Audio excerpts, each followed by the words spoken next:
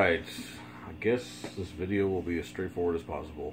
How to get an RP250 to sound good out of a practice amp. The practice amp of choice is a Marshall MG15 DFX. It's an old model. And I'm using a Digitech RP250 on a Mesa Boogie Dual rectifier tone. So it's pretty chunky sound. They say you're supposed to run these through the power amp sections of an amplifier. Which this amp is actually modded to have an effects loop, and I've tried that. It's not bad. It gets a little fuzzy, but it's not bad. I like it for the most part. But I want to have more control, because when you do that, you really don't have much of a master other than having to bend down and do your pedal. Luckily, the clean channel on this Marshall is really warm sounding, and you can neutralize it a little bit, and it still has close to the same response. And also, for some weird reason, I'm getting this buzzing sound when I go through the power section. Don't know why. Oh yeah, the other cool thing about this Marshall, and I'll show off the individual tones that the amp does on its own on another video. It's got a 10-inch Jensen Fender speaker in it. It doesn't have the crappy 8-inch stock speaker. It's got a Jensen, and it sounds really, really warm. Alright, so the neutral sound of this amp before we add the pedal is this. And we got bass in mid-range on 12 o'clock, and we got the treble almost turned down, barely on level 1, because there's plenty of high end on this. Yeah. So anyways, this is the dry sound of the amplifier.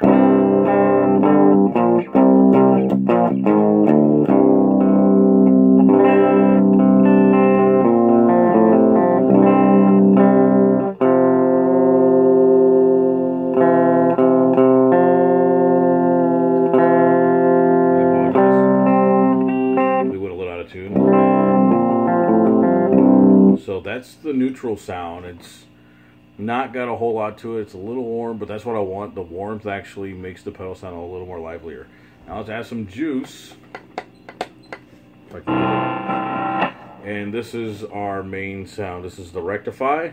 It's got a tube screamer on it to kind of boost it up a little bit. We're running in amp output mode with no cabinet simulation, because I wanted to give it that most analog sound you can get. I want it to sound like a real amp. You know, people complain that these processors don't sound good.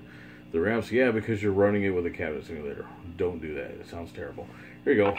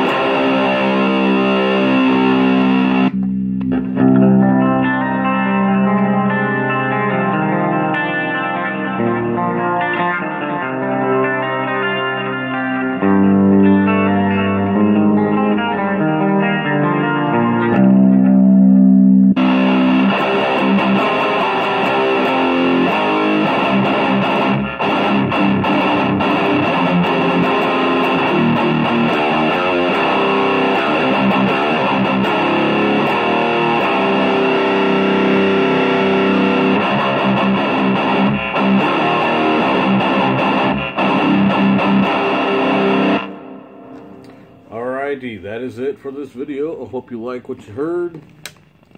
I think it sounds pretty sweet. Surprised this tone combo did good, but I like it. I hope you like it too. You can get good sounds out of these processors and out of these cheap little practice amps. You just have to know what you're doing.